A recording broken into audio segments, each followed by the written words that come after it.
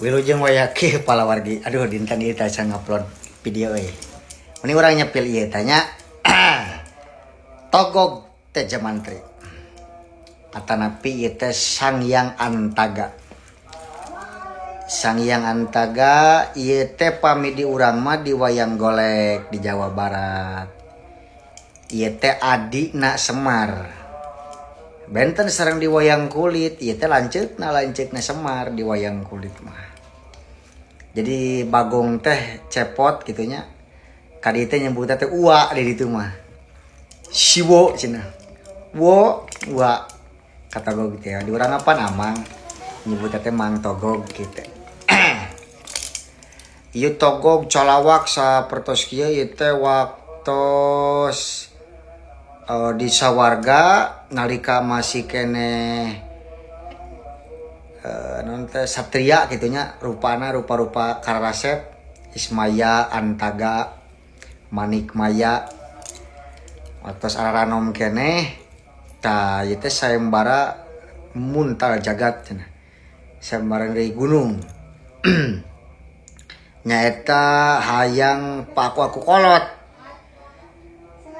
Hayang paku-aku kolot antara Semar jeung Togog.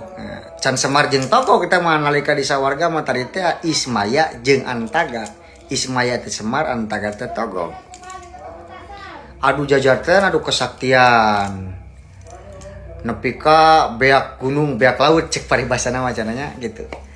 Nepi ka meakeun waktu mang bulan-bulan cenah oge. Can aya nu eleh, can aya nu meunang. Nepi ka akhirna ku Sanghyang Tunggal teh ayeuna mah keur mungkaskeunana geus itu tuh cenah. Saha nu bisa neureuy gunung eta nu baris di aku jadi lanceukna. Gitu palawargi sadayana. Kancana carita neureuy gunung tah Togog mah gunung teh teu kaheum-heum, teu kateureuy, ala kadar nepi kana bahamna, nepi ka calawak ieu teh. Ngaparawak. Waduh. Jang. Teu kapino damel Kang Semur. Jadi calawak gitu guys. Aduh, pematuk suwek culawak. Waduh, ngaburawak sungut. Ngabarawak teh kateureuy gunung teh kateureuy nama ku Semar ngan Semar oge aya pertanda urut neureuy gunung teh nepi ka bureuteu beuteungna. Nepi ka ngabudayut. Kitu cenah palawargi numutkeun anu nanti carita nu kapernah kusim kuring gitu. Ieu Togog. Aduh, Jang. Kang Semur. Cek dewek oge ulah. Ngalajur nafsu atuh da silaing.